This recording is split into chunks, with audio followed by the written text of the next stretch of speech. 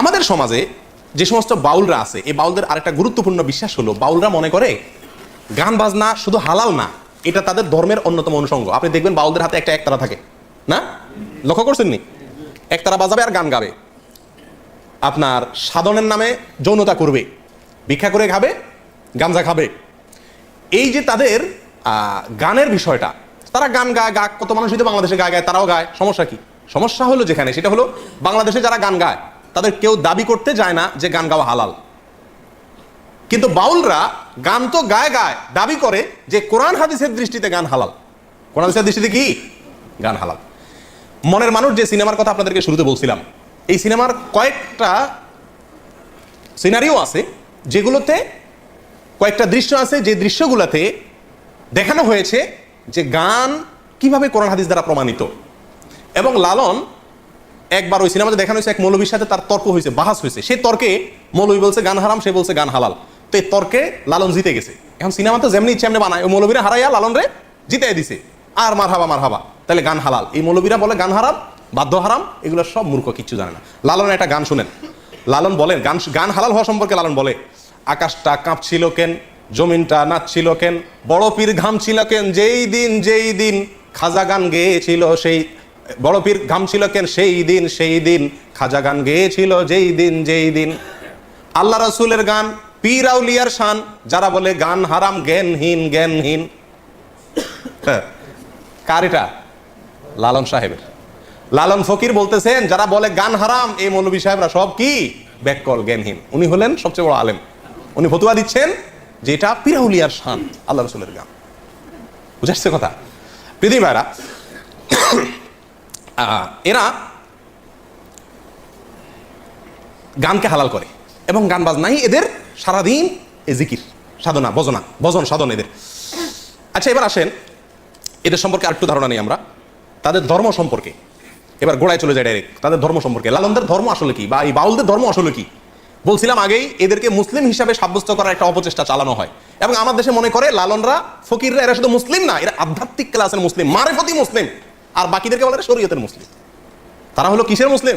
মারেফতের, তলে মুসলমান, উর্ফে কিছু নেই, সব ভিতরে। এদের মুসলমান সব কি ভিতরে। আমার এক ওস্তাদ ছিলেন খুলনাতে, তিনি একবার বলেন যে আমি একবার রাস্তা দিয়ে যাচ্ছি, তো দেখি এক ন্যাংটা এক বেটা, এই বাউল, লম্বা চুল, পাগল, এর পিছে মানুষ ঘুরতেছে। তো আমি বললাম যে ভাই, তোমাদের কি মাথা নষ্ট হয়েছে? এই ন্যাংটা বেটার পিছে ঘোরার মানেটা কি? এটা বেহায়া একটা পাগল, এর পিছে ঘোরার কি যুক্তি তোমাদের?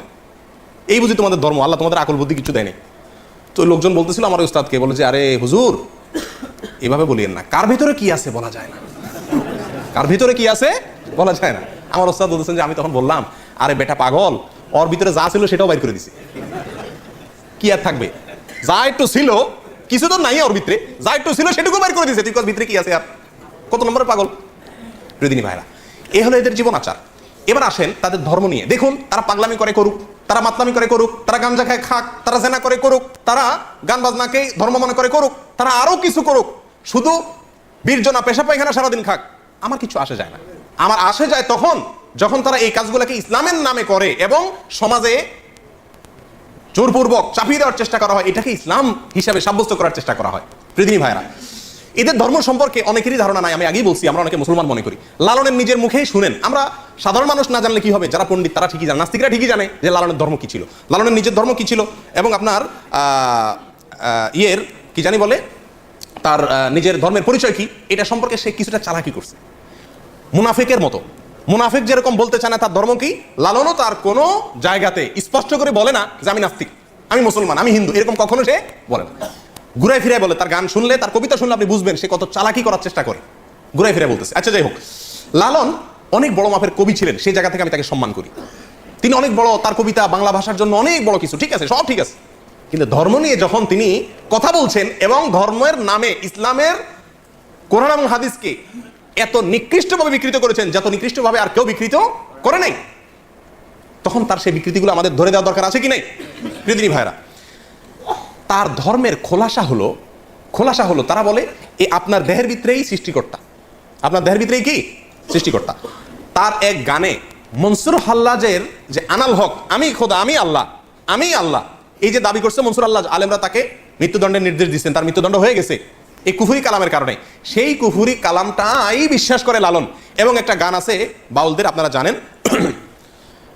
একবার আপনারে চিনিতে পারিলে রে যাবে অচেনারে চেনা, একবার আপনারে চিনিতে পারিলে রে যাবে অচেনারে চেনা, মানে নিজেরে চিন তাহলে অচেনারে অর্থাৎ আল্লাহরে চিনা যাবে। আল্লাহ, তুই নিজেরে চিনলে আল্লাহরে পেয়ে যাবি। আরবিতে একটা প্রবাদ আছে, নাউজুবিল্লাহ, অনেকে এটাকে হাদিস হিসাবে পেশ করে, সেটা হলো যে মান আরাফা নাফসাহু ফাকাদ আরাফা রব্বাহু। এই ওইটারই বাংলা অর্থ হলো এই কুফুরি কালাম, অর্থাৎ যে ব্যক্তি নিজেকে চিনবে সে আল্লাহকে চিনে ফেলবে। এই কথা শুনতে ভালো শোনা যায়, কিন্তু উদ্দেশ্য হলো ওই নিজের ভিতরেই আল্লাহ আছে, বাইরে কোথাও যাওয়ার দরকার নাই। আচ্ছা যাই হোক, এবার লালন নিজের যে কবিতার মাধ্যমে তার ধর্মের পরিচয় দিচ্ছে, আসেন তার মুখে শুনি। সব লোকে কয় লালন কি জাত সংসারে, লালন বলে জাতের কি রূপ দেখলাম না এই নজরে। কেউ মালায় কেউ তসবি গলায়, হিন্দুরা মালায়, মুসলমানরা তসবি গলায়, কেউ মালায় কেউ তসবি গলায়, তাতেই যে জাত ভিন্ন বলায়। যাওয়া কিংবা আসার বেলায় জাতের চিহ্ন রয় কার রে। যদি সুন্নত দিলে হয় মুসলমান, নারীর তবে কি হয় বিধান। বামন চিনে পৈতা প্রমাণ, বামনি চিনে কিসে রে। লালন এমনই এক জাত, লালন এমনই জাত এক খানা। কি বুঝলেন? সে বলতে চাচ্ছে, এই গানের কবিতার খোলাসা কথা হলো যে মানুষ জাতের কথা কয়, কিসের জাত, কিসের ধর্ম আবার সমস্ত। আচ্ছা, সুন্নত দিলে মুসলমানই করাইলে, খাতনা করলে যদি মুসলমান হয়, তাহলে মহিলা যে খাতনা হয় না, হে কেমনে মুসলমান হয়?